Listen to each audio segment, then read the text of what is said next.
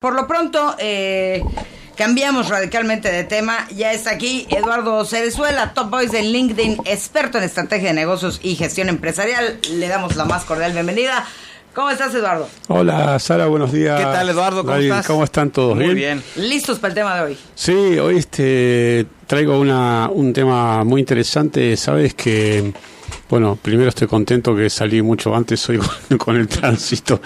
Y tardé 40 minutos en llegar desde Cholula hasta aquí. O sea, imagínate, ¿no?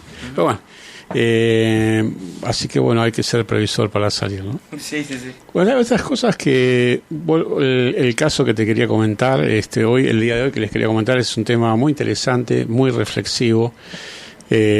Porque a veces, digamos, los consultores creemos que todas las cosas se descubren en las primeras sesiones, ¿viste? Cuando pasan los años, uno va pensando que cada vez es más fácil, ¿no? Y se presentan casos y uno dice, bueno, en la primera, la segunda visita ya me doy cuenta más o menos por dónde viene el diagnóstico. Y a veces es muy engañoso, ¿no? Entonces voy a contar un caso muy interesante y voy a concluir con una herramienta de análisis importante para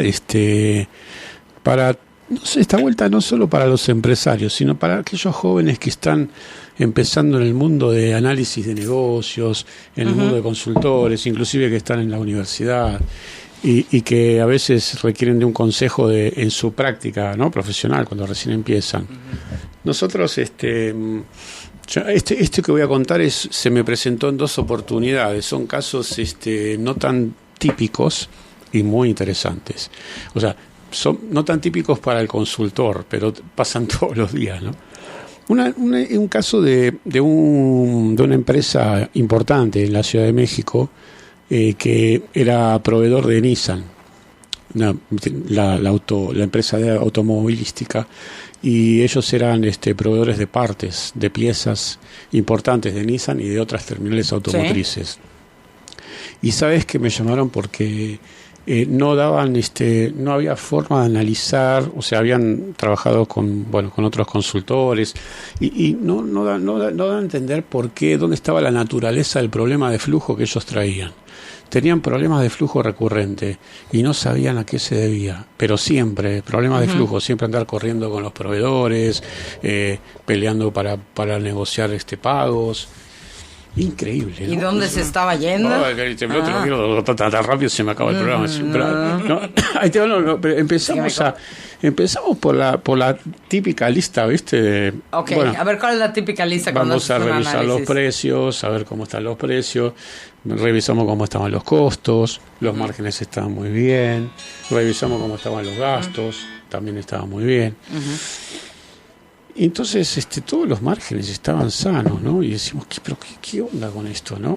Y en un momento dado recordé una enseñanza que había tenido de un profesor francés que se llamaba Olivier Ballas. Moi, je parle français, tu connais? Un peu. Y entonces Olivier nos decía que teníamos que revisar lo que se llama el ciclo del negocio, el flujo del negocio. Es un tema muy interesante y resulta que ahí estaba el problema.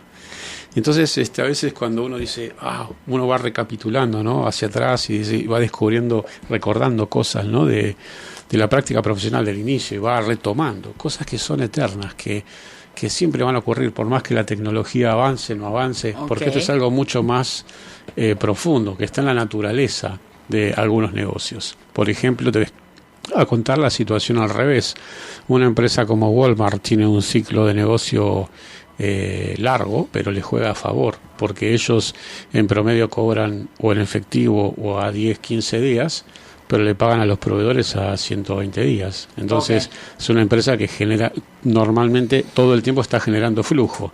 De hecho, ese flujo que genera es tan importante que hasta lo invierten y generan ingresos. ¿Sí? Sí, claro. La rentabilidad más importante de Walmart viene de las inversiones financieras, del exceso de flujo que tienen periódicamente, no tanto de la rentabilidad que tienen al final de la línea del gasto del resultado operativo, ¿no? Y acá pasaba al revés. Entonces nos dimos cuenta que esta empresa también era una empresa de ciclo largo, pero en forma negativa. como empresa de autopartes y de fabricación, a mí me gustan mucho las empresas de producción porque son mucho más complejas, ¿no?, que las empresas de servicios o las comerciales. Entonces, este caso empezamos a ver por dónde venía este problema y resulta que ellos hasta recibían anticipos encima de los clientes. Porque pero qué loco, porque te desconcierta. Porque no, encima que tienen problema de flujo, encima reciben anticipos. Pero qué loco, ¿no? Porque decís, ¿cómo puede tener un problema de flujo una empresa que recibe anticipos? Claro. ¿Y ellos para qué reciben anticipos? Porque su dinámica era que como tenían que hacer los moldes, viste, de metal, para después hacer las prensas y prensar los modelos, en ese desarrollo de los moldes, esos llevaban tiempo. Entonces necesitaban pedir un anticipo. Pedían anticipos para hacer los moldes, y una vez que el molde estaba aprobado por la empresa, se revisaban, se hacían pruebas y se largaba el proyecto, pues son producciones grandes. Claro, lo que ocurría es que nos dimos cuenta que lo que estaba ocurriendo es que entre que recibían el dinero de anticipo y ellos desarrollaban los moldes, el departamento de ingeniería que ellos tenían, que en otras empresas se llama investigación y desarrollo, pero que en la industria automotriz se llama ingeniería, diseño, se tardaba mucho tiempo en diseñar los moldes y en hacer los moldes de acuerdo a las piezas que necesitaban, porque son modelos que después hay que plasmarlos en impresoras que son de acero, ¿no? Que aguantan 2 millones de golpes, 1 millón y pico de golpes, 3 millones de golpes, ¿no? Hasta que no se deforman, ¿no? Para poder lograr la prensa del modelo que se necesita, ¿no?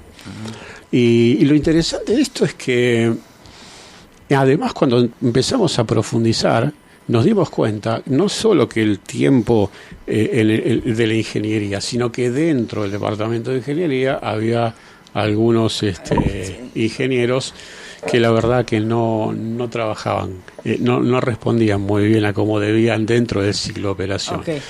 Y entonces el mensaje de hoy es revisen el ciclo del negocio. El ciclo del negocio o el ciclo de efectivo, algunos lo denominan, es el momento en el que se hace por primera vez, suponte, ¿no? Un pedido a un proveedor, ¿no? Es decir, bueno, yo hoy hago un pedido a un proveedor. Y hasta que me llega ese producto del proveedor, puedo avanzar con la siguiente. Claro, y hasta que me llega y lo meto en el proceso de fabricación, y una vez que lo meto en el proceso, lo saco como producto terminado, y una vez que lo saco como producto terminado, lo tengo un tiempo en el almacén. O está en los estantes de algún lugar, ¿no? Exacto. Y después que lo tengo en el almacén y que está ahí parado, ¿no? Y el tiempo de la rotación. Y después le sumo el tiempo que tarda en llegar al punto de distribución, que a veces es en la otra parte del país. Y después, una vez que llego al punto de distribución, el tiempo que tarda en el distribuidor para venderse. Y después el plazo que le doy al distribuidor para que lo venda y cobrarlo. Cuando vos sumás todo ese plazo, hay empresas que tienen 120, 130, 140 días de plazo en ese flujo. Esta empresa tenía 180. Entre que recibían el anticipo, desarrollaban la matriz, fabricaban el producto, lo recibían por primera vez. Entonces, si tú vas contando todos los tiempos que hay en cada uno de esos plazos, llega un momento que se hace enorme y eso es súper peligroso para el flujo. ¿Cuál es la enseñanza de esto? Y es muy importante. Cuanto más corto sea el ciclo del negocio, mayor dinero va a generar tu empresa. Con la misma cantidad de demanda, con la misma cantidad de recursos, con la misma cantidad de gente, cuando logres achicar el ciclo de conversión del efectivo y sea más corto, más dinero va a hacer la empresa. Y no estamos hablando de tener que aumentar la venta, no estamos diciendo o recortar personal. Exactamente. Pero a veces por no mirar, porque muchas veces, bueno, obviamente, y yo lo entiendo, muchos empresarios quieren hacer todo ello, ¿viste? Se quieren capacitar, quieren ser PhD, quieren ser M&A, quieren hacer todo porque no quieren contratar a nadie. Pero finalmente tienes que delegar y saber resolverlo. Pero en realidad esto implica un estudio. Se hace a nivel de facturas, a nivel de no es que se hace en promedio como lo hace la mayoría, se hacen recuentos, se hacen auditorías, se hacen pruebas y se hace todo un análisis completo. Y después, ¿sabes para qué te sirve? Te sirve como indicador. Entonces lo vas controlando todos los meses para ver si eso va reduciendo o si se va extendiendo, ¿no? Sí, porque digamos que este departamento donde estaba el cuello de botella, que es los ingenieros, a lo mejor ellos podrían argumentar que que el tiempo no es suficiente, que seguramente lo hicieron. No, pues claro, estos vienen de fuera a decir que lo debemos hacer en 5 días, pero no saben lo que implica. Sí. Entonces, ¿cómo llegan a ese punto medio, a ese tiempo óptimo? Hay que explicarle, muy bien a este tipo de cosas. Es muy importante que convoques a todos los actores de lo que se llama la cadena de valor, que el profesor de Harvard, que se llama Michael Porter, que hablaba de esto ya en los 80, no tiene conexión con el tema del ciclo que estoy hablando de conversión de efectivo, pero sí hay una pequeña relación de decir, todas las áreas más importantes de la empresa, que son las que generan valor, tienen que tener en cuenta este tiempo, este reloj. Sí. Entonces es importante convocar a todos los responsables, a los empleados, e explicarles a ellos la implicancia de su trabajo, de cada uno de ellos en los tiempos de ciclo y cómo eso impacta en las necesidades del flujo. Porque ¿sabes en qué se traduce? En una deuda más grande en el banco. Sí. Entonces, si vos les mostrás, miren, el mes pasado o disminuyó el flujo por esto, o aumentó la deuda por esto, es producto de estos tiempos de ciclo que tenemos en toda la operación. Entonces, todos tienen que contribuir a eso. Por ejemplo, el que calcula los inventarios, la planeación de inventarios, el que calcula la demanda, tiene que calcular muy bien la cantidad de inventarios que va a requerir. Por eso la programación de la demanda y la administración de inventarios se vuelve tan importante. Los que contratan a un distribuidor y dicen, lo que pasa es que a veces el distribuidor hay uno que es más caro o menos caro, o puedo llegar de 2 o 3 vías por separado en vez de contratar un solo distribuidor que me sale más caro, pero de repente no hay coordinación y todo eso atrasa. Todo eso atrasa y te genera un mayor endeudamiento, y ese endeudamiento no es gratis y conlleva intereses. Entonces valía más la pena agarrar al proveedor caro. Exactamente. Y entonces no perder el tiempo. Pero no perder el flujo también, ¿no? Porque las empresas en el mundo, aquí y en la China, valen por la generación de flujo. Esa es la regla máxima de lo que vale un negocio. Cuando alguien pregunta, ¿cuánto vale este negocio? ¿Cuánto? Y todo depende del flujo que genera. O sea, si genera flujo, vale tanto. Si no genera flujo, cash is king, como dicen los americanos. Cash is king. Exacto. Cash is king. Muy bien. Y eso aplica en todo el mundo. Entonces, mi recomendación es cuiden el ciclo del negocio, porque si ustedes reducen el ciclo del negocio, su empresa o negocio va a valer mucho más. ¿Por qué?